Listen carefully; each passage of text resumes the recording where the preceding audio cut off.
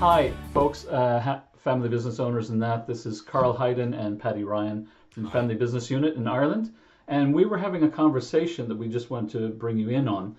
We were discussing this whole issue of a family business, a small business, or medium-sized business, bringing in external coaches and what you would do to contract with the coach around that to make sure that there's privacy is understood.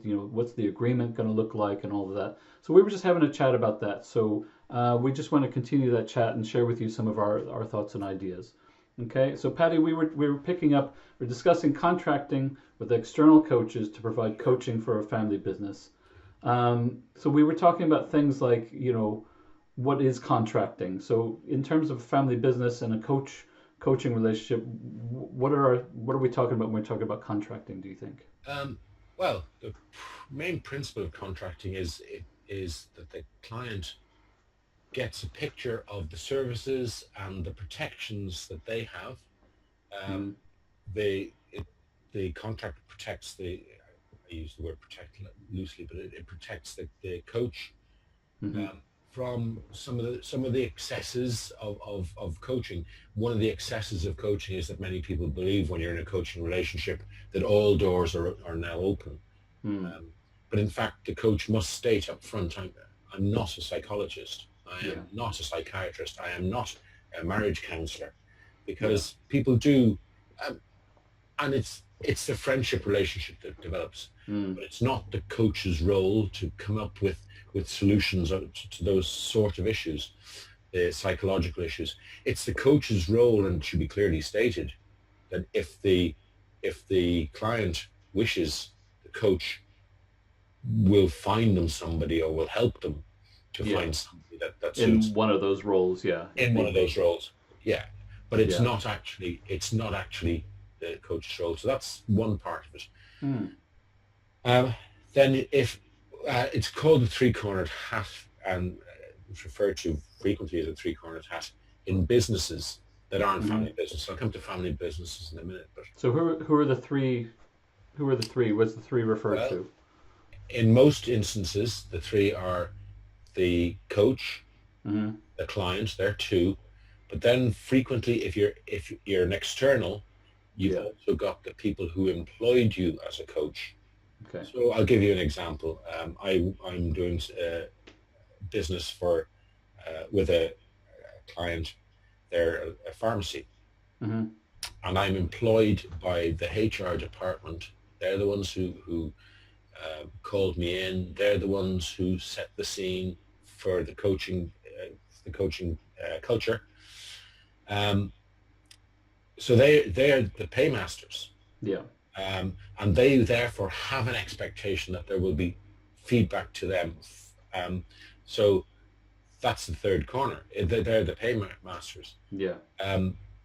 The expectations have to be really clear. So the three people in the tricorn hat have to know precisely what the expectations are. Yeah. So in that instance, the paymaster, the HR department, benefits in two ways. Clearly, they want to use some coaching models. They want their managers trained in coaching models. That's fine. They also want to get some general feedback, or I've told them what they'll get, and they've agreed. They'll get some general feedback about issues that may arise that may concern the company, but they won't get them linked to an individual. And then the other part, the coach and client, immediate client, the coachee, the agreement there is that they'll what they say is between coach and the coachee. There is no direct link between what we say and what we say. Yeah. I've certainly found it in companies a lot that there's some get that, and some know that ethically that's the way to go, so that everybody has clarity on each. So the coach knows what the expectations are, as you say. The client, or it could be a family member that's being coached, it could be an employee that's coached, whatever. They have clarity, and also they have what's called a level of psychological safety, so that if they feel like the coach is really just a spy for the paymaster, for the boss, or for whoever, they're not going to be open to the process. They're not going to really want to shift and change. They're going to feel all the time, not secure in that process. So I think that does that. But there's also the expectations, like you say, of the business owner, the HR department, whoever that is, of this is what we're going to do with the coaching. Yeah. This is how far it's going to go, and those sorts of things. Because otherwise, I've had some business owners say to me, yeah, well, I want you to come in and I want you to fix Johnny for me because there's something wrong with Johnny. He's not doing things the way that we should be doing, or this, the other. He was sent for coaching. Yeah, exactly. So, and there's this thing of that, trying to offload the problem in a way. Well, I'll bring in this external person so I don't have to have the difficult conversation, when actually it's more about really what they should be looking for is, to have somebody come in and facilitate that challenging conversation instead of trying to coach them out of it. So that's where the coaching contract has a major role to play, because it gives clarity to this is what you can expect. This is how you're going to benefit. So, I hate the guy who gets sent. Oh God! and when I'm talking to people and they say, and I say, what? How did you arrive here? And the ones I love are the people who say, well, I thought coaching might develop me, because that's the perfect answer. Yeah. But 9 times out of 10, it's well, I don't. Mary said I have to come. Mary said I have to come. HR told me. Yeah. Or so the contract works to tell them what it's not, but it also works to tell them very positively, this is what we have to offer. Yeah, exactly. And it does give this psychological freedom. So some part of it too then is, in a family business, is it's not quite a tricorn, because you will get siblings who don't want each other to know exactly what they're thinking. Yeah. Because, well, that's not for them to know. And you get parents who don't want their children, and so there's another layer of psychological freedom that needs to be developed there. And it amazes me when you're dealing with families, particularly, or people who are intimately related, as opposed to people who are just in businesses. For very many of them, the coaching place is the first place that they've felt any sort of comfort about saying out loud about the other person in business. Not interested if they stole my toys. That's going back to the beginning, the beginning of the problems. And how often have we heard that? It's the basis of so many conversations. Unbelievable. But it very often is. They don't. I have a client, very busy company. Huge potential. But there's 2 brothers running it, and one of the brothers doesn't show up on time for meetings, and the other brother is absolutely OCD about turning up for meetings. But feels he can't say it out loud. He doesn't want me to say it out loud. He just wants to say out loud to me, it drives me crazy. Yeah, exactly. Whereas the other brother doesn't think time is important at all. They both put in the hours that they need to put in their own heads. But then, you see, the contract is different too, because I'm contracting not to bring Paddy Ryan into it.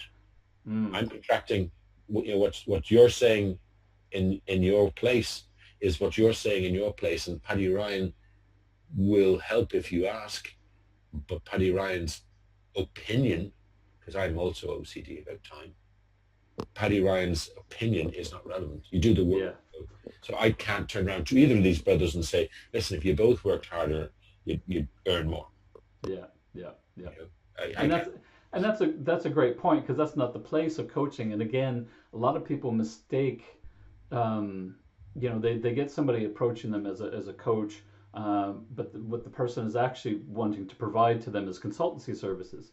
And this whole blurred line in some people's minds between coaching and consultancy, and that if you are contracting to bring somebody in as an external coach, their job is to coach, not to consult. And and to be the red flags for the business owner should be going up if the coach is saying, oh well, I've told him that he needs to do that and he needs to do that, because that's not what coaching is. We'll do another whole kind of video on what coaching is and all that, to provide that information as well. But I think that this idea of coaching, in my experience, really provides huge clarity for the business owner of what's going to happen, who's this going to happen with, so that everybody knows what's what. And then, like you say, you get these breakthrough situations of the person being coached, the coachee, as we use in our jargon, of there's finally a space that's safe for me to say the thing, or even to think, allow myself to think the thing about brother or sister or about the owner or whatever, that I can't voice anywhere else. And, by being able to do that, it creates, a breakthrough in a relationship that had been kind of constricted by that secrecy, by that, need to, not express those things. And it's not that it's going to be a big argy-bargy about any of this stuff. It's just that, to give somebody the freedom to think and to process through, and to maybe let go of stuff that is getting in their own way, and therefore is getting in the way of the business, is a huge benefit to the business. Yeah. Because in the family business, this stuff is happening all the time. And again, going back to your thing at the beginning, we're contracting up. We're not psychologists. We're not, counselors of some variety and shape.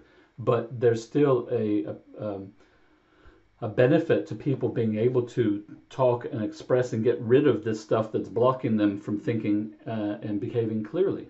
And completing the thing that is their block. Yeah. Because whatever is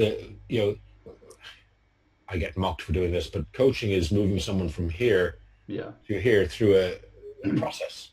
Yeah. And very often the here, the reality piece, this is what's happening now, is so much apparent that they can't do the move. They can't move up here because they're still focusing down here on the reality. Exactly. Yeah.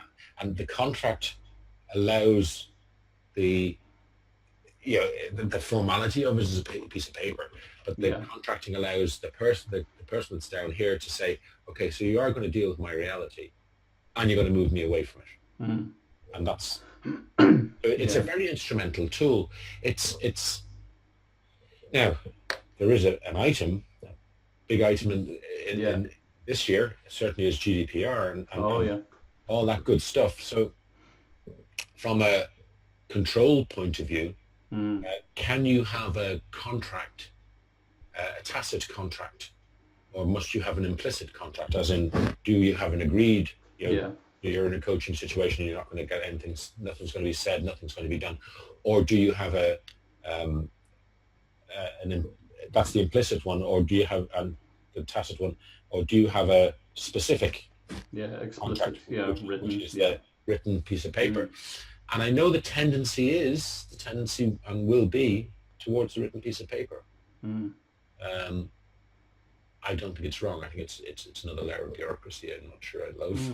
But I'm not sure that, again, if the contract is to protect the relationship, is to make sure the relationship is straightforward, is to make sure that what is said and not or wrongly developed, then I think probably there's a leaning therefore to the written contract, even for the simplest of relationships. Yeah, and I think so, and I think certainly in a business, my tendency would be to provide something in writing saying this is the expectation. So some of it's managing the expectations. So this is what I'm doing. So we're agreeing to that. And this is going to be, as the coachee or as the business owner, that this is going to be the expectation for you in terms of guidance or, participation or whatever it is. I don't think it has to be, extremely detailed, but it does need to be talked through in terms of this is what I'm going to do. This is, the role for you. And so there's clarity, because it's about having that clarity.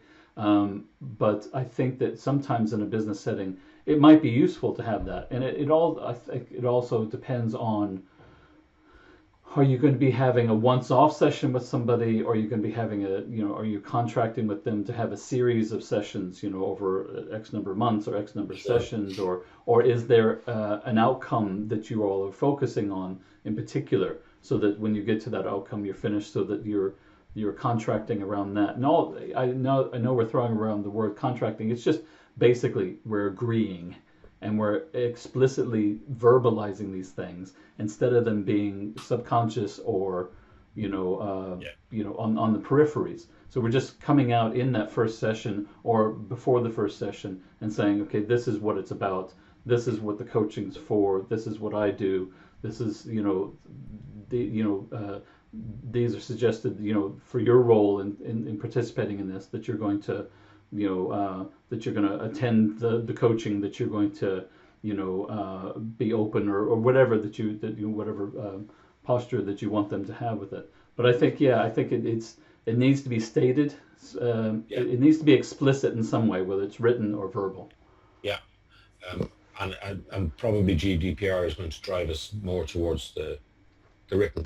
I think so, in terms of making sure that people are aware of of the privacy, because that's another whole issue in terms of that that we both run into. That you have the conversation with the employee, the coaching conversation and the coaching session, and then you step out, and then the boss is saying, so what did they say? What did they say? And you can't. It has to be confidential. Yeah. But like you said at the beginning, themes can be discussed, so that if you're doing if you're bringing somebody in to coach several staff people, okay, you're going to bring themes back to the manager, and you agree that with the coaches, but not that Sally said this and that Billy said that. It's not that sort of a and that maintains the freedom of the relationship for the coachee to say what they need to say to move here to there, and that's all it's about.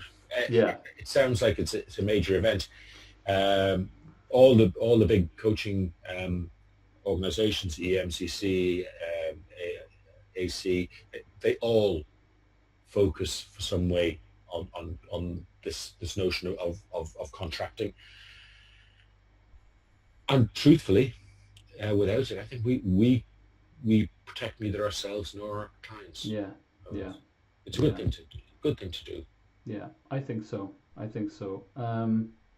No, that's good, and that feels like a good place to leave the conversation for now. Undoubtedly, we'll have more conversations around this, and if people want to get in touch with us, it's familybusinessunit.ie.